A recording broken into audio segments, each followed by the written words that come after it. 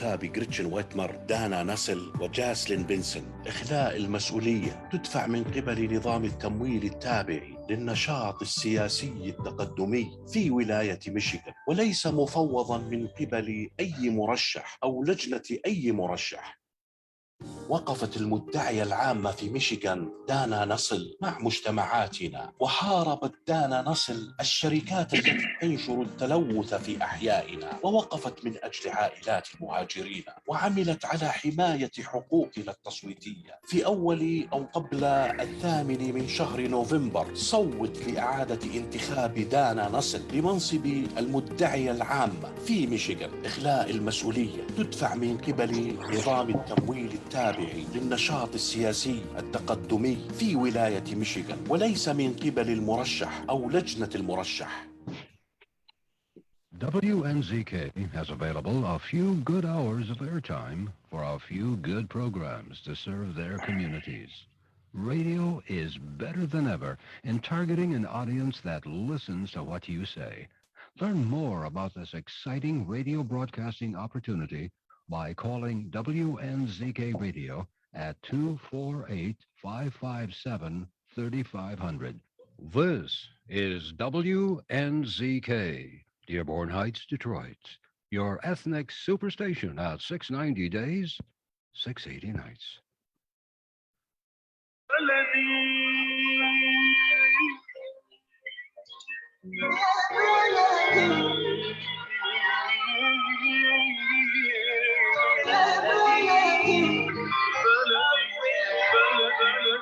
أهلا بكل الذين ينضموا للاستماع إلى راديو بلدي، أول راديو عربي أمريكي ويعنى بقضايا العرب في المهجر. برامجنا في راديو بلدي كل يوم جمعة من 8 وحتى 9 صباحا في بث حي ومباشر عبر WNZK راديو 690 AM. صباح الخير بلدي، صباح الخير لكل مستمعينا. Welcome to Radio Baladi, the first Arab, Middle Eastern, and American simulcast radio show. Radio Baladi is broadcast every Friday morning on WNZK 690 AM from 8 until 9 Eastern Time on Des Moines, Michigan. Our call-in number 248-557-3300. And now, stay tuned for the best radio talk show on Arab and American issues.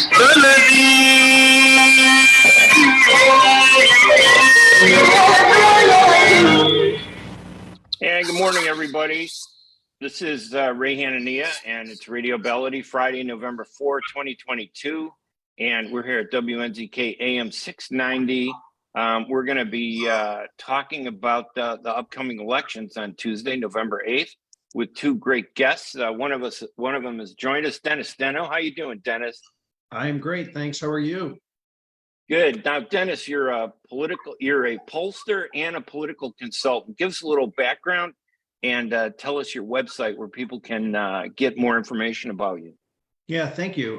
So it's Denno Research. Denno's my last name. D as in David, ENNO research.com. We do campaign and media consulting, and we do surveys all over the country. Yeah, that's phenomenal. And it will, in a few minutes, we'll probably have Ali Younes joining us also.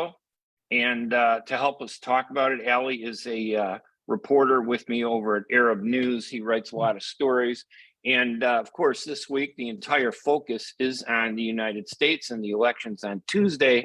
I know there are a lot of elections taking place in Dearborn and the greater Detroit area, as there are in Chicago. We got one shining star, I think, in Illinois, Abdel Nasser Rashid, a Harvard-educated Arab American, Palestinian Muslim. He won. He defeated an incumbent. I think he was like a 6-term incumbent. He took him out to win the Democratic nomination for the Illinois 21st House District. Wow. And I think Rashid is going to be a rising star in Illinois politics. You know, real substantive Arab actually going into the lion's pit in Springfield, Illinois, where it hasn't been very sympathetic to Arab Americans. So we're hoping he'll change that. Is there any big star in Michigan rising at the moment in politics? You know, we got the usual faces, Rashida Tlaib, of course, in Congress, but is there anybody that we should be paying attention to in Michigan? My friend Alabas Farhat, he just won a Democratic primary. Part of his seat is Dearborn, part of his seat is Detroit. Just a great guy, a moderate Democrat. I'm a big fan. I think his star is rising. And he's in the 3rd district, right, in Michigan for the, when you say the Michigan House, you're talking about Congress or the State House? Yeah, sorry, yeah, the State House that goes to Lansing, Michigan, correct, sorry. Much like Abdul Nasser Rashid, who's running in the State House, not in the U.S. Congress in Illinois. So Alabas Farhat in the 3rd State District in Michigan. We're going to pay close attention to what he's going to do. How, what are the issues, do you think, out there? Has him, I guess it's different in Michigan and Detroit. Being Arab is less of an issue there. In Illinois, it's more of an issue because we don't have that many Arab Americans who have actually won office. So Abdul Nasser Rashid has taken some criticism from, the usual far right sources because of his name, because he's a Muslim, because he's Palestinian, and because he's Arab. Is it like that in Michigan, or is that pretty much really been pushed aside? It's a great question. Most of that criticism would come more from the far right and the Republicans. The Arab American community is pretty supportive and united behind their candidates, and we've learned that we need to support our candidates if we're going to get ahead in American politics. I think you're also seeing the same in the Muslim American community here in Michigan, where they're more engaged and they stand up for their candidates. So if you were to attack an Arab American candidate, there's going to be some pushback. We're pretty involved, at least within the Michigan Democratic Party. And in Illinois, it's April's Arab Heritage Month. The only achievement we've ever had was that we had April declared a state law that it's Arab American heritage. It was the only thing that we've really done for the Arabs in Illinois. The Arabs in Illinois are dysfunctional. They fight with each other. It's not even tribal, or I should say it's not even national. It's not like Palestinians fighting Jordanians, Jordanians fighting Lebanese. This is internal Palestinian politics where the tribes, they just don't get along.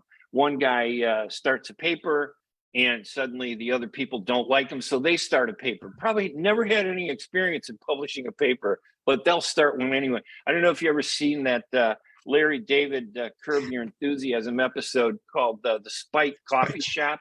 Yes. That is the epitome of the Arab community in Illinois, Larry David's Spite Coffee Shop, because that's what Arabs in Illinois do. They spite each other and they're envious.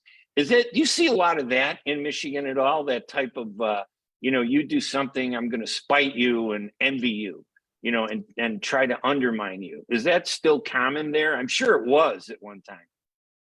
I think less so. I think, you still see it within the community. At least politically, I think we've kind of gone beyond that. Where we think we've kind of learned that we just really need to stick up for each other and support each other. No question. I think you do see the spite stuff. I love the Larry David reference, but and I think you see that in every community, right? Just to one degree or another.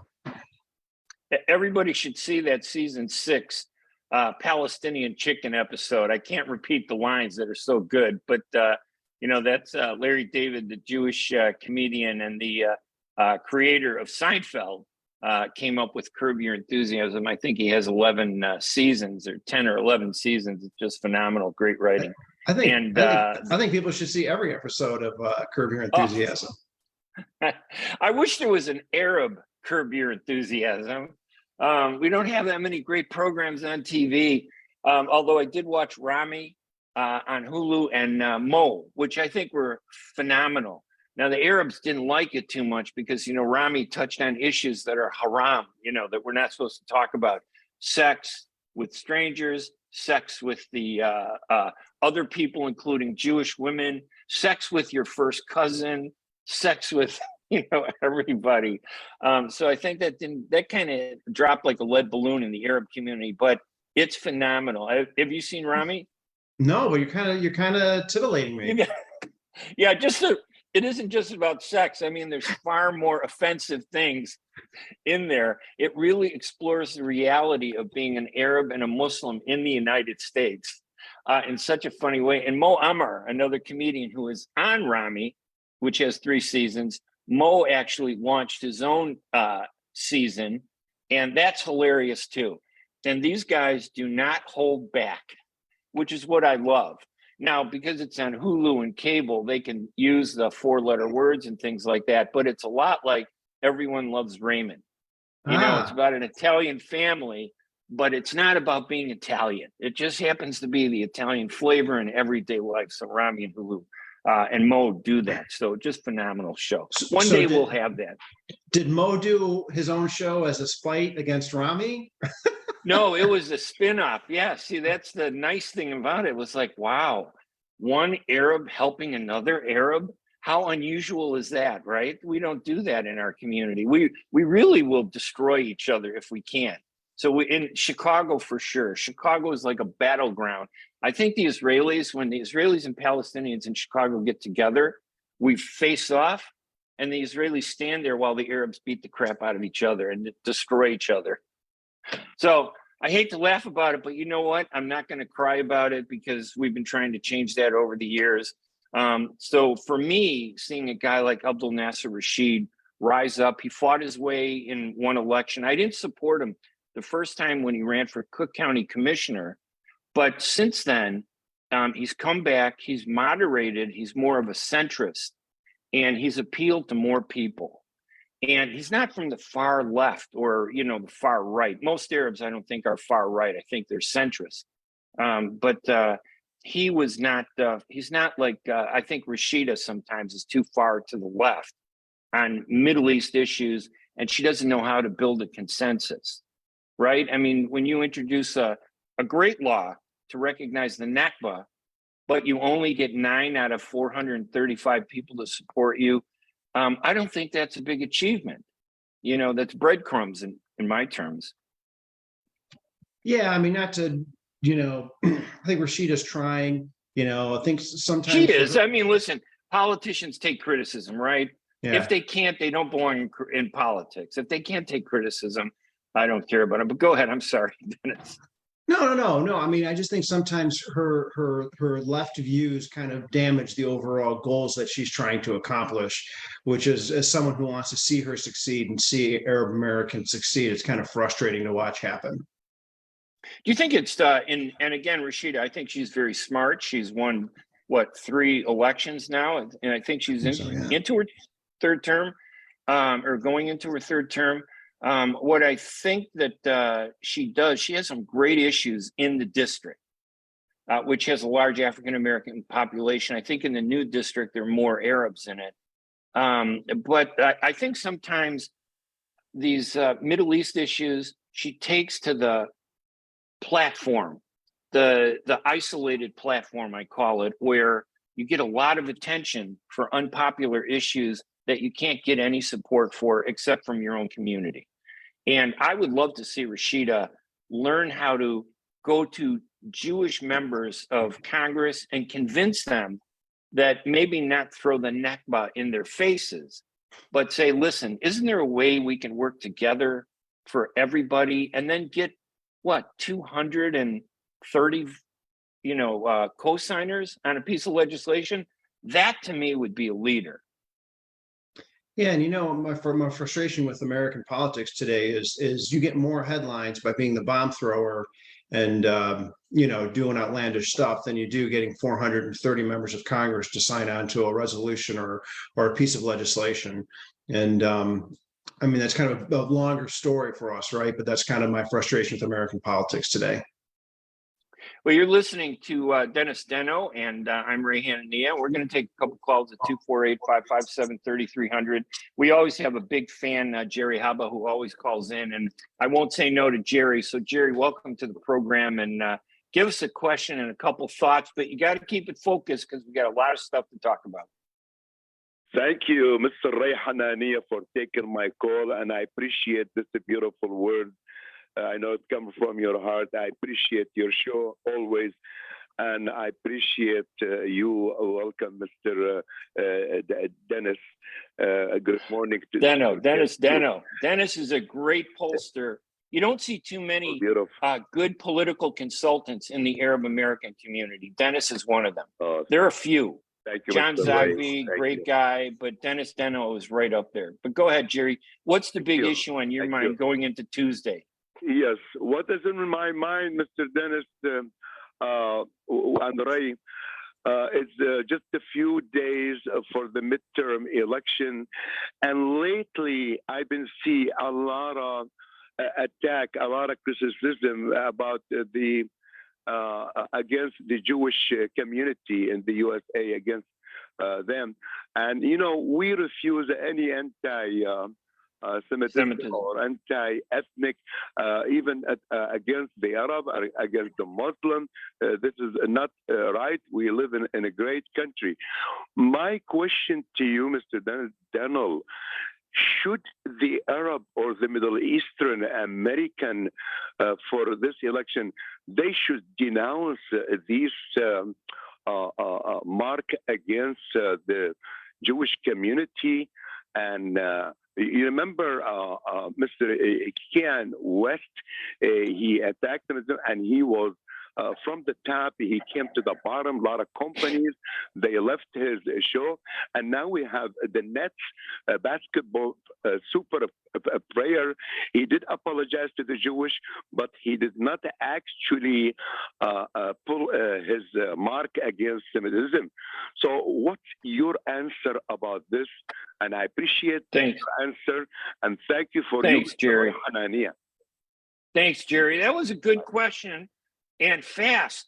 I give you credit, Jerry. So we love you. Thank you for listening and calling in. What do you think, Dennis? A quick answer before we go to break. But this issue of anti-Semitism, do Arab Americans stand up enough, and Muslim Americans, you think? And is that a political issue, you think, sometimes that weighs on us and impacts how we, perform when we run for office? I guess my gut reaction is every community is like, when they get attacked, they're like, why aren't people defending us, right? And so I see that a lot in the Arab American community. But no, I definitely think whenever a community or gets attacked, or an individual gets attacked based on their race, based on their ethnicity, based on their religion, I think we, as an Arab American community, I think we as human beings have a responsibility to speak up and to condemn it. No question about it. All right. We're on the line with Dennis Denno, a political pollster, consultant, a frequent guest on our show when it comes to politics, because like I said, there really aren't that many Arab Americans who really understand politics and can talk about it the way Dennis can. So I love having him on the show. We're going to take a quick break. When we come back, we'll continue this discussion on WNZK AM 690 radio. I'm Ray Hanania. We'll be right back right after these messages.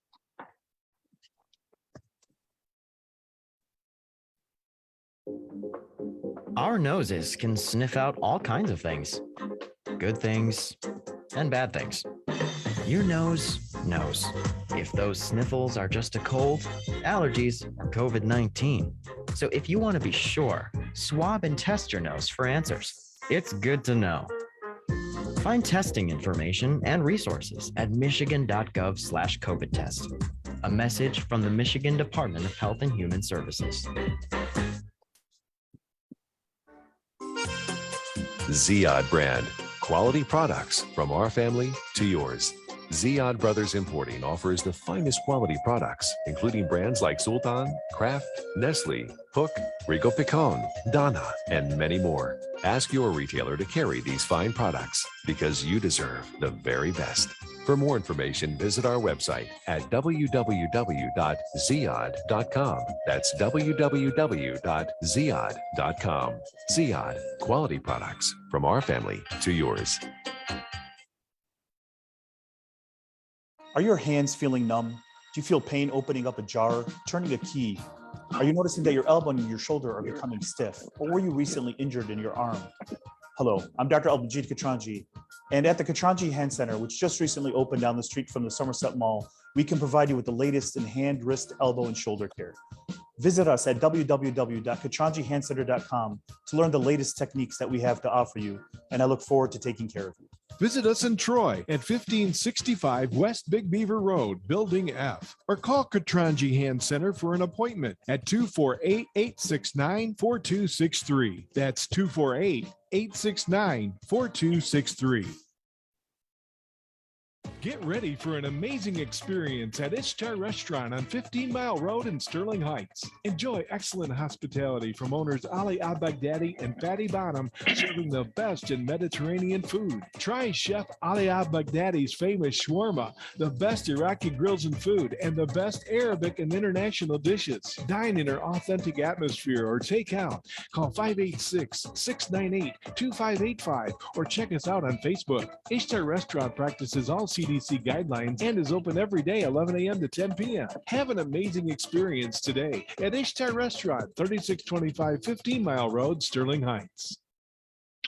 And welcome back to Radio Baladi. I'm Ray Hanania, and I was rushing to the radio show this morning. I got up early. I don't understand. The older I get, the earlier I start waking up in the morning, trying to watch Seinfeld and King of Queens and other programs like that, Rami and Mo.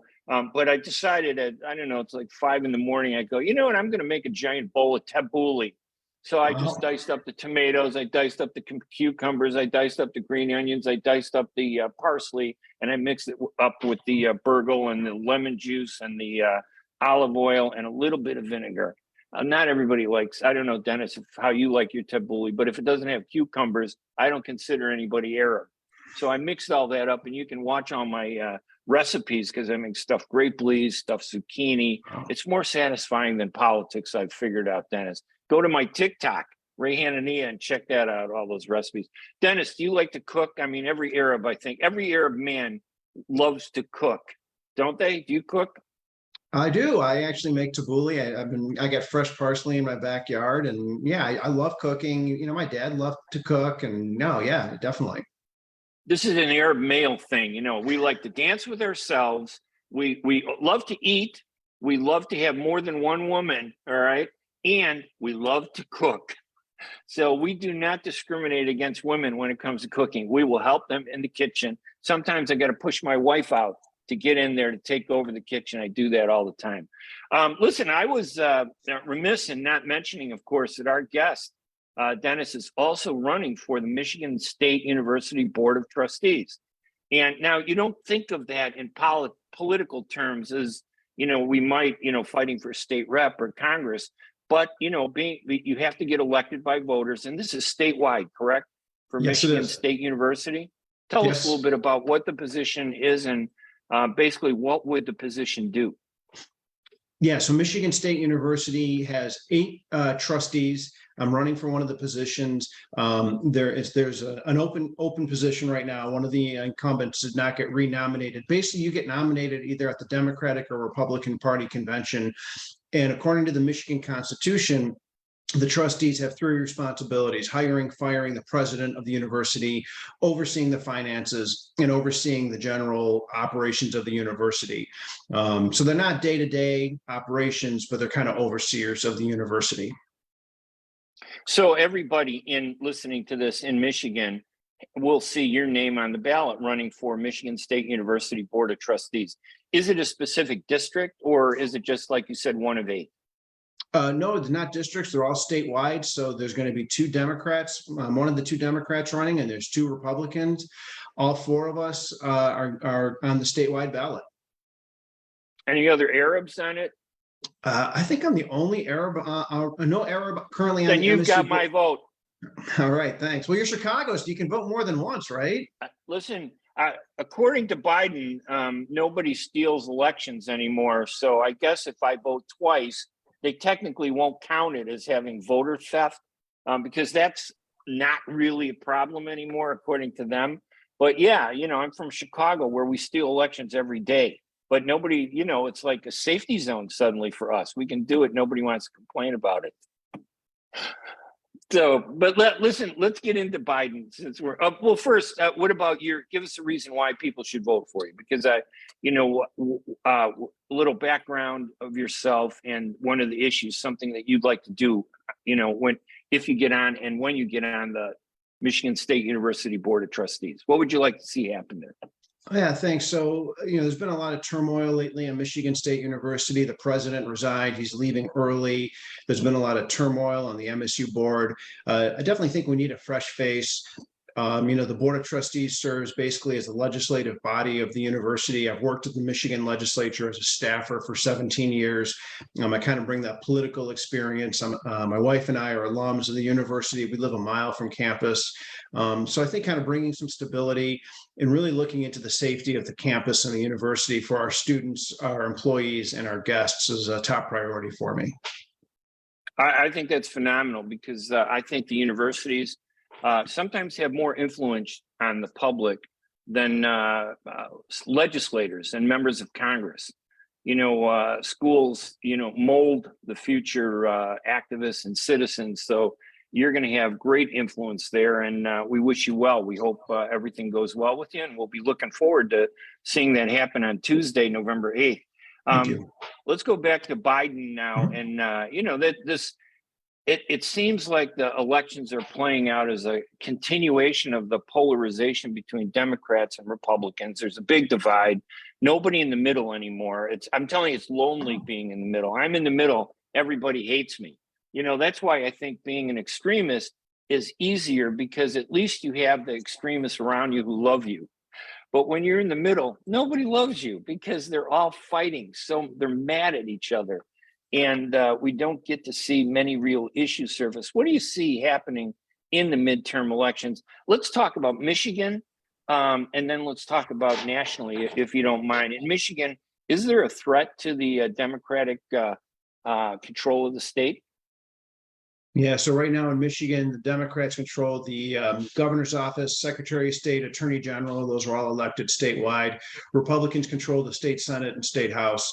So there's no question that Democrats are concerned about losing some of those seats. Right now, our governor looks like she's in pretty good shape. Governor Gretchen Whitmer. There's probably the two things that are going in our favor being the Democrats in Michigan is, the three Republicans that are running for governor, attorney general, secretary of state don't have very much money. They're pretty extreme. They're kind of crazy, to be honest with you. And I'm not saying that as a Democrat, but they're not getting a lot of financial support because of their stances. So that's one advantage we have going for us. The other advantage we being Democrats have going for us in Michigan is we have what's called Proposal 3. It's a statewide proposal that if you vote yes, will guarantee abortion access and health care for women. It'll enshrine it in our Michigan Constitution. And I think that's really helping Democrats statewide. Now, as you point out, the Democrats have the governor's mansion, but they don't have the House and State House and State Senate. Personally, I like the fact that this midterm election nationally, I think the Democrats are going to lose control of the House and may lose control of the Senate. But obviously they have the White House with President Biden, although I don't know if he actually knows he's there all the time. But it's nice to have two parties having some influence, because doesn't it result in accountability? In Illinois, it's an all Democratic state. The governor is a Democrat, and he's terrible. J.B. Pritzker, he's horrible. He's the worst. But the House is controlled by Democrats by a huge majority, almost 4-1. The Illinois Senate is controlled by Democrats, almost 4-1. Congress, out of 18 congressmen, I think the majority, something like 12 or 13, are Democrats. But I noticed that Biden is coming into Illinois to campaign for 3 Democratic congresspersons, Lauren Underwood, Bill Foster, and Sean Casten, because there seems to be a surge in the Republican vote. Are you seeing that in Michigan's congressional races? Is there a fight between Democrats and Republicans, or is it pretty much cut and dry? Within our congressional delegation, there are 3 contentious seats, contentious elections. I'm trying to think off the top of my head. There's one in Grand Rapids where we had a guy, his last name was Meyer, and he's of the famous supermarket chain, and he voted to impeach President Trump. And so he made a lot of enemies within the Republican Party. And what the Democrats did, or allegedly did, was kind of give some support to his crazy right-wing opponent in the Republican primary, in which the New York Times came out and criticized Democrats for doing that. You know, tisk tisk if Democrats, do things that might be kind of underhanded, right? So right now you've got this guy, I think his name's John Gibbs, the Republican, who's pretty much out there, and Democrats were really good about picking up that seat out in Grand Rapids. Now, don't forget, Grand Rapids was the seat of President Gerald Ford. I mean, it was like, used to be called the city of churches. Now it's the city of beer hubs or beer, microbreweries. I mean, it's completely changed. It's just crazy. Another very contentious seat is the seat I live in, the former 8th, now the 7th congressional district, where Alyssa Slotkin, who's a very moderate Democrat, has an opponent from the state Senate, Tom Barrett. And I mean, that could really go down to the wire. It'll be very interesting to see how students at Michigan State University who are in the district, if they come out and vote. I think that's really going to, that's going to be what Alyssa Slotkin needs. I mean, she's probably going to win that by a point if she wins. And then there's another one out in Macomb County, the Reagan Democrats, in which John James, African-American Republican who ran for U.S. Senate twice and almost won both seats, is most likely going to win that congressional seat. So those are our three seats that we're watching. We have no U.S. Senate seat up this year. And who dominates the congressional seats in Michigan? The Democrats or the Republicans? Do you know? Or yeah, well, we're losing a seat. I think we're going from 14 to 13. I think right now it's if it's at 14, I think it's a tie, or maybe the Democrats have a 1-seat advantage. So going to 13, I mean, it's going to be close. Either way, Democrats have a 1-seat advantage, or Republicans will have a 1-seat advantage. Yeah, I think the Republicans are going to take the House. We're talking with Dennis Denno, who is the Michigan State University Board of Trustee candidate. I want to emphasize that because they're American and you need to support them. Get rid of this rivalry. Get rid of this, anger that we have in the Arab community. We should support ourselves. Get us in office. It's okay to have differences of opinion. Nobody's 100%. Dennis and I, if we agree 70%, that should be more than enough. Where we treat each other with respect. So give him a vote. He's a longtime pollster and a political consultant. He's going to hang around with us for the rest of the show. We're going to bring in Ali Younes too in a moment to join us, and we'll talk a little bit more about some of the national issues. I'm Ray Hanania. We're going to take our next break here at WNZK AM 690 Radio, and we will be right back right after these messages. When you're looking for the best in optical care, Dr. Imad Nakash is your doctor to see. With years of experience and thousands of successful procedures performed, you can trust your eyes to Dr. Imad Nakash. See Dr. Imad Nakash and his professional staff for your eye care needs. There's 2 locations to serve you. In Hazel Park, call 248-336-3937. 248-336-3937. In Rochester Hills, call 248-299-3937. That's 248-299-3937. Life is a nonprofit charity that's provided humanitarian aid and development to people and communities for over 25 years, regardless of race, color, religion, or cultural background. When disaster occurs here or around the world, Life for Relief and Development rushes in to provide food, medical aid, and shelter to those in need. Please help improve these efforts. Make your tax-deductible donation to Life now at lifeusa.org or call 248-424-7493. At Top Rehab Physical Therapy Clinic in Dearborn, we provide effective physical therapy sessions in order to limit pain and discomfort. Top Rehab provides physical therapy care for any diagnosis prescribed by a physician, and we regularly see and treat conditions such as stroke, TMJ, fibromyalgia, sciatica, joint pain, and more. We use a variety of pain management methods, including modalities, soft tissue mobilization, and therapeutic exercise. If you're in need of physical rehabilitation or physical therapy, get the highest quality health care at Top Rehab. Most insurance is accepted, and we're open Monday, Wednesday, and Friday 8 to 6, Tuesday and Thursday 8 to 5, and Saturday 10 till 2. Call for an appointment today at 313-846-0555. That's 313-846-0555. Choose Top Rehab Physical Therapy Clinic on Michigan Avenue in Dearborn. Life's too short to be in pain.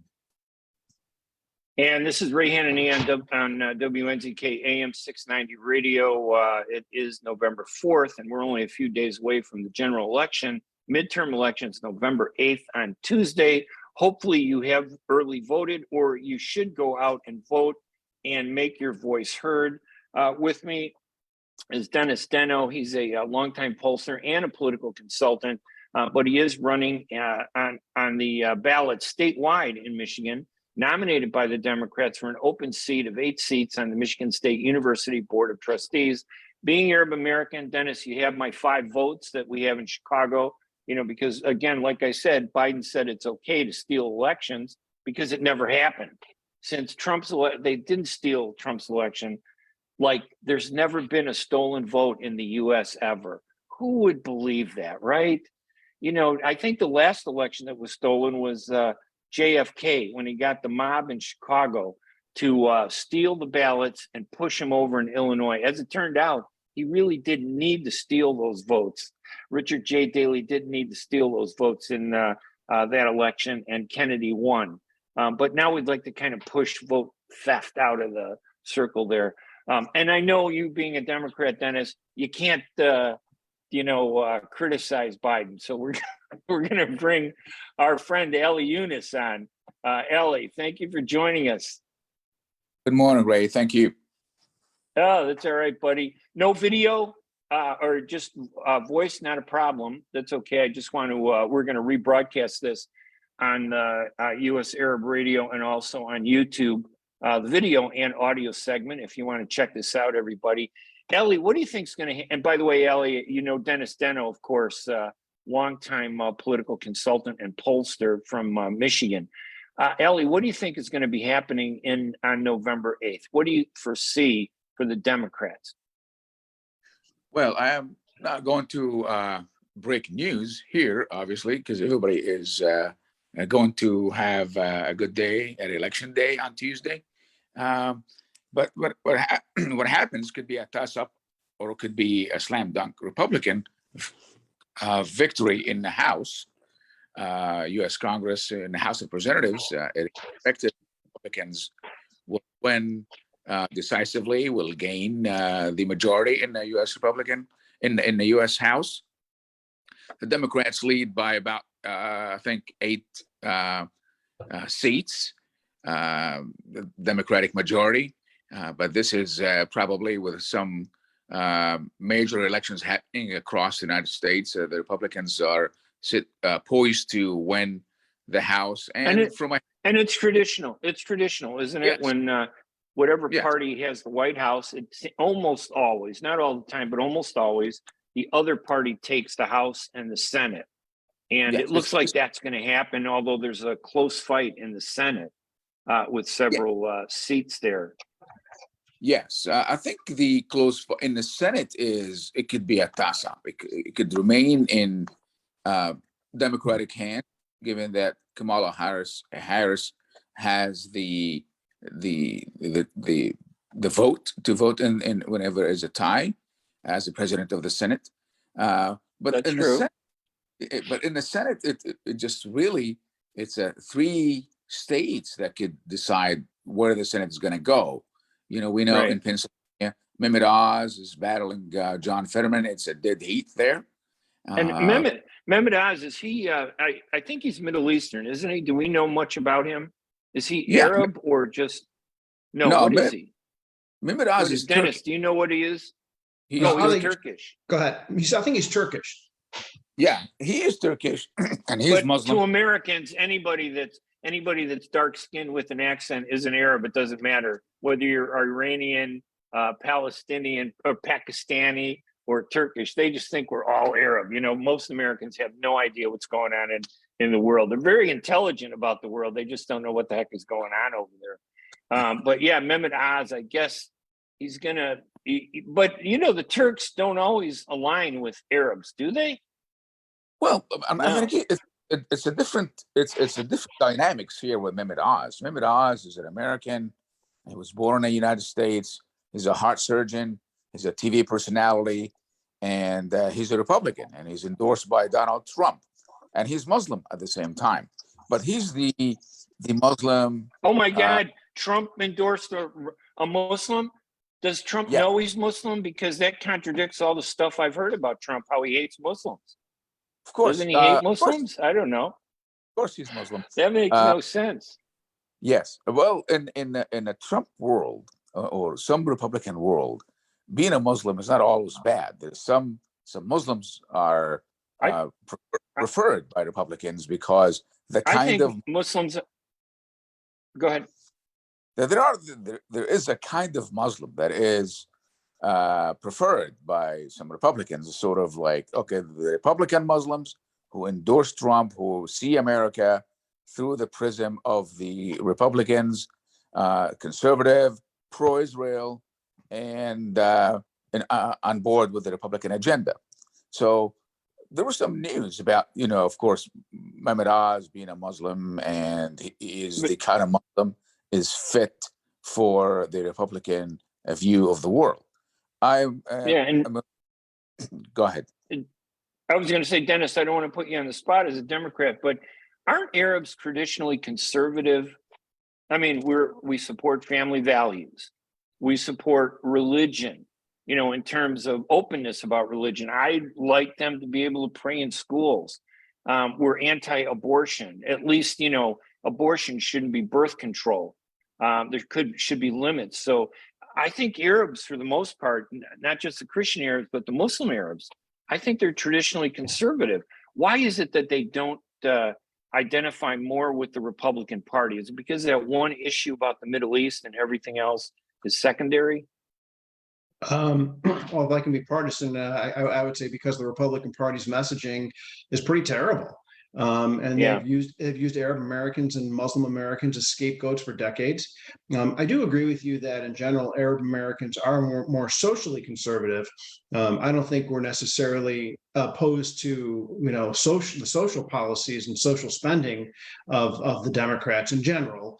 And I would also argue that maybe once you get into the second and third generations, maybe they're not as conservative as their parents and grandparents. It's not like Republicans have been super welcoming to people who aren't white and Protestant either. They've shot themselves in the foot, I think, because I remember growing up, my dad was a Republican.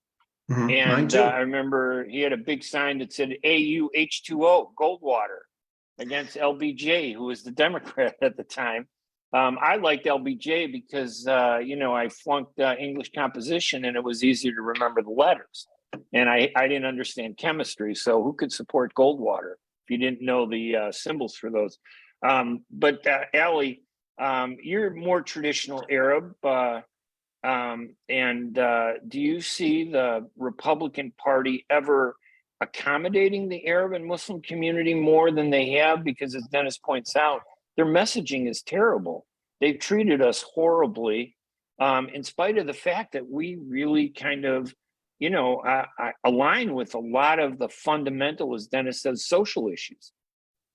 Well, considering that former President Donald Trump is still a force in the Republican Party, and he's still out there campaigning for Republican candidates, I don't see that Arab Americans or Muslim Americans in this country are going to vote for Republicans, except, of course, for the fringe members of the community, Muslims and Arabs, who would just go to vote Republican.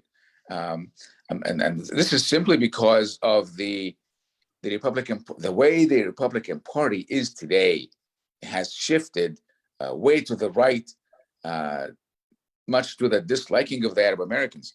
Although Arab Americans, like you said, and Dennis said, are socially conservative and they espouse conservative values, and this is in line with the anti-abortion They support family values. And recent, Michigan, there's a protest about, having LGBT issues in textbooks. Arab Americans in Detroit area protested these things along with the other conservatives. But like I said, the decisive issue for them is Donald Trump, because Donald Trump has antagonized the community, not just Arab Americans, but other minorities, of course. And of course, the Arab Americans and Muslim American, have this big issue of the Palestinian-Israeli issue. He endorsed Israeli annexation of Jerusalem. It's illegal under international law. He recognized Jerusalem as the capital of Israel. He annexed the Golan Heights. All these issues, on the foreign policy issues, United States has shifted way to the right and way pro-Israel, trampling over international law and trampling over any semblance of fair or I being don't know. Yeah, Ali, I'll tell you, under Obama and under Clinton, I'm going to tell you, they trampled on us with smiles on their faces, that with their hand around our shoulders. They walked us through the valley of death and then tubed us. So I don't see a difference between the Republican. I know a lot of Arabs do, between the Republican, and we're talking nationally, not state level. But I don't see much of a difference between the Democrats and the Republicans, other than in how they do what they do. The Democrats are much more subtle, but they're very big in supporting Israel. And we get lip service as Palestinians, I think, on that issue. And the Democrats don't care about how the Middle East is being torn up. They just don't care. They're not doing anything about it. You are correct. You're absolutely right.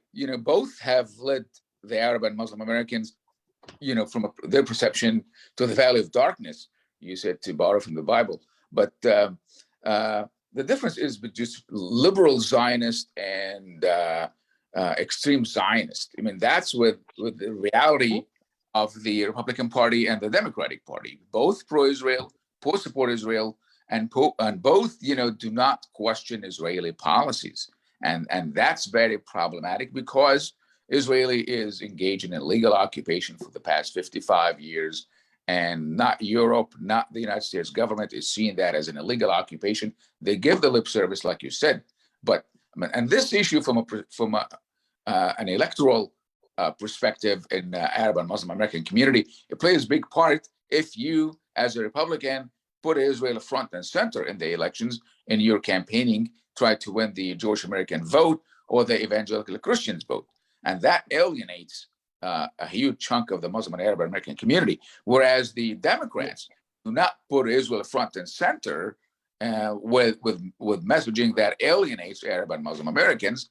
But also, if both are supporting Israel, so where Arab Americans and Muslim Americans should go, for the lead antagonistic, voice. They should go where I'm at, right in the middle. I don't vote for parties anymore. I'm voting for Dennis Denno because he's Dennis Denno, although he is with the Democratic Party. I've tried to vote for somebody that's going to be fair. Dennis in Michigan. What was Carl Levin's son, the congressman? What's his first name? Andy Levin. That's correct. I'm sorry. Andy Levin lost. How is that possible in a big Arab prominent constituency? He's Jewish American, centrist a little bit. I mean, he supports Israel, but he also supported Palestinian rights, but he was really hammered because he didn't take the AIPAC line 100%. What happened to him? Yeah, great question. So that's actually a congressional district my parents live in. And as you said, Andy Levin, who happens to be Jewish, was, I hate to use the word moderate or whatever, but he was a little more moderate on Middle Eastern policy, on the Arab-Israeli issue. And he really got hammered. I mean, he really lost a lot of support because of that. There were, his other issue was he was running against a well-liked well-liked Democratic Congresswoman, Haley Stevens. And, female candidates start off with a little bounce. And I think that hurt him too. They both worked really hard. They both had name ID. and he ended up losing that district. And he had to move into the district a little bit. I mean, I think more of the district was originally Haley Stevens, I think. So he had a lot of headwinds that just weren't helping him out. And I know that they did that in Illinois, where Marie Newman was very pro-Palestinian. They redistricted that, put her in with Sean Casten, more of a centrist Democrat, and he defeated her. And it sounds like they did the same thing to Andy Levin. They put him in a district. I think, this Palestine-Israel issue was a deciding factor in Illinois. I wonder if it was a deciding factor in what they did to Levin. Yeah, I mean, there were definitely groups who were very upset. National groups were very, very upset with what Andy Levin said, who came into Michigan and spent heavily on it. I don't think that was definitely an issue. There's other issues involved. So I guess what we're trying to say is getting involved in the Arab-Israeli conflict doesn't really help you as a politician. And look, I mean, Ray, to push back on you a little bit, I'll agree with you on Bill That's Clinton. all right. Do it. It's okay. I'll agree with you on Bill Clinton, wasn't necessarily an ally of Palestine or the Middle East or the Arabs, but Barack Obama, I think, was a little different. I mean, I don't remember him kowtowing to Israel or the Israelis as much as other presidents. I mean, I thought it was heartening when he gave his first speech overseas in Egypt. I mean, granted, he could have done more. We all could have done more. As president, you're definitely got a lot of forces that are pushing and pulling on you. And I think the other thing with that Bill Clinton and Barack Obama, and I've got posters of both of their campaigns hanging on my wall here. I think both of them supported the Arab American community, had Arab Americans in their administration. Bill Clinton had Arab American women in his cabinet, and I don't see that as much with Republicans. All right, hey, Ali Younes and Dennis Denno, hang tight. We're going to take our final break here at WNZK AM 690 Radio. I got two great guests. Dennis Denno is a pollster and a campaign consultant, but he's also running as a candidate, and we want him to win for one of the 8 open. There's one open seat of the 8 seats at the Michigan State University Board of Trustees. Remember that name, Dennis Denno. And Ali Younes, who's not running for anything, but he's out in the South Carolina area, which I always find fascinating, an Arab in the South. I don't know how one day we got to do just a show on that, Ali.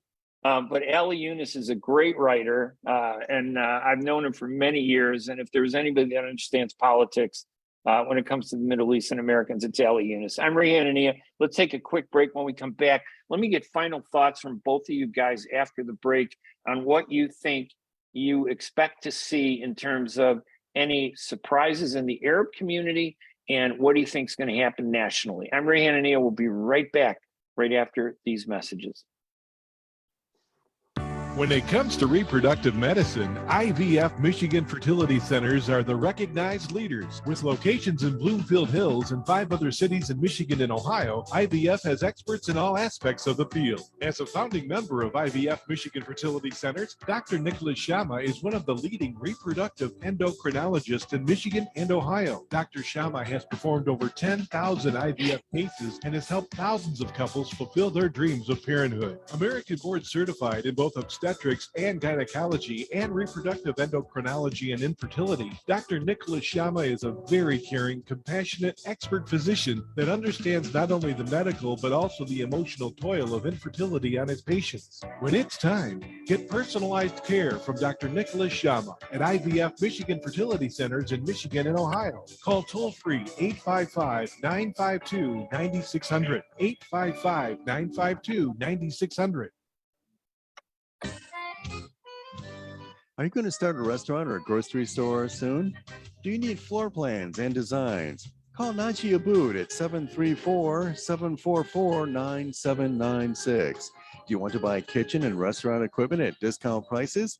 Call Najee Abood now, 734-744-9796.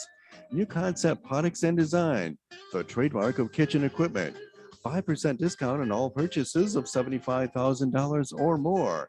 New Concept Products and Design, new location, 31185 Schoolcraft in Livonia. Learn more at www.newconceptproducts.com.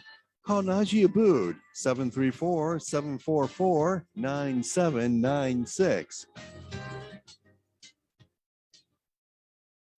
Kashat's Mediterranean Market in Shish Kebab offers a great array of your favorite Mediterranean meals. Meals range from lamb specialties, shawarma sandwiches, and seafood dinners. Plus, they offer big trays of your favorite food and so much more. Kashat's Mediterranean Market in Shish Kebab is located at 32839 Northwestern Highway in Farmington Hills and is open from 9 a.m. to 9 p.m. So stop in or call Kashat's today at 248-538-9552. That number again, 248-538-9552. Kashat's Mediterranean Market in Shish Kebab will definitely leave you satisfied. And this is Ray Hanania here at WNZK AM 690 Radio with two great guests, Dennis Denno and Ali Younes. Ali Younes is a writer with me over at Arab News. He covers a lot of political and American, Arab, and Muslim news stories, what's happening in the community. And Dennis is a candidate now, also in addition to being a pollster and a great media consultant. We'd love to have both of them on. Dennis has also been nominated by the Democratic Party to the one open seat of the 8th seat Michigan State University Board of Trustees. You each got like about 2 minutes to give me, and I know radio goes by quick. We want to thank Layla El-Husseini for all that she does. I wish we had a 5-hour show because that's what it would take to really talk about politics.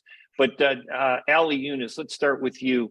Final thoughts on this election on Tuesday. When you go to vote and when you cover this election Tuesday, what's going to be on your mind? What's the most important thing that you think is going to happen? What's your biggest concern Tuesday? Well, it's a lot of issues at stake here from a national point of view. But on a personal level, I think in the South is red, deep red states, Atlanta, Georgia, South Carolina, North Carolina. A lot of these states are red states. So it's not going to make any difference if you're a Democrat in a lot of deep states. Some pockets of Democratic, congressmen here and there do the demographics of those districts. But generally speaking, the House is critical, is important, and I think it's going to go Republican. The Senate is still a toss-up, but the country will be shifting to the right. And considering the Donald Trump messaging and campaigning, and he's setting the stage for possibly and more than likely that he would run again, think the country will go into deep, more polarization, him being a factor and running for elections. And remember, a lot of the establishment Republicans are not necessarily support Trump. We know Mitch McConnell is not 100% supporting Trump, and he despises Trump, really. So the divisions with the Republican Party are, and it's a huge, but the division within the United States of America, it'll be much bigger because it's terrible. Yeah. You think it'll be bigger? Because I'll tell you what, I don't think that Biden has done anything to bring anybody together, at all. He said he was going to do that in his campaign, but he hasn't. Dennis, you get the last final word here. Couple minutes. What do you expect, other than your victory when we celebrate? Knock on wood. I don't want to jinx it, but we're praying for you. And I don't think you would have got in it if you didn't think you had a shot. But what's the big issue for you besides your own election on Tuesday? What do you think is going to happen? What are you going to be looking for? Turnout. I'm really curious to see turnout. Suburban women, African Americans, are there these sporadic voters who are solid Trump voters who are going to come out to vote, who haven't been answering surveys like they did arguably like they did in 2016 and 2020, but not 2018? Like, I don't know. College students, are they going to come out to vote in mass? I think that's what I'm really curious about is turnout. Ticket splitters, we do we have straight ticket voting in Michigan. As we become, I hate using this phrase, more polarized, but as we become more polarized in this country, we arguably are seeing less ticket splitters, less people voting for third-party candidates. So I think all of that's going to be fascinating to me. Let me ask both of you real quick, yes or no question. Was the release of the fact that they were going to repeal Roe versus Wade, has it really helped the Democrats in this election? Yes or no? Dennis? Tremendously. Ali? It re-energized the Democrats to vote because they see it as a critical issue for them. And a last final question for both of you. There are a lot of people saying that crime is more significant, that abortion is a principle with most women, but it doesn't really technically apply to a lot of women. Abortion is something that, you know, probably about 20% of the segment of at any time, women, are considering that as a possible option. But crime seems like a bigger issue, and it seems like the Republicans have really wrapped themselves around that issue, fighting crime. Is that going to be an issue? Has it helped the Republicans, Dennis? Yes or no? I mean, white people are always afraid of crime, even though crime in their community is going down. So yeah, I mean, obviously Republicans are doing polling and they're seeing it. And I'll say this, my wife is working on on Proposal 3 to legalize abortion. I see a lot of women coming in who say, you know what, I don't want my grandkid to have less rights than I did. Okay, and Ali, is crime a big issue? Yes. Yeah, it is. All right. But the police is a big issue. The Republicans and the white, Dennis always support the police, and the Democrat appears to be anti the police and defunding the police, and to be perceived to be soft and crime by the Republican messaging. Right. And that's all right. I gotta end it. You can catch up on Ali and I at ArabNews.com and read our reporting. Dennis Denno, what's your website again? DennoResearch.com. All right, I'm Ray Hanania. We will see you next week. We're going to have another special on the after election. Maybe I think I'll bring Ali and Dennis back. If you guys are free, I'd love to have you. We'll do another discussion. I'm Ray Hanania. Thank you, WNZK AM 690. We will talk again next week on Tuesday about the election. Have a great week, everybody. Bye-bye. Bye-bye. Thanks, Ray.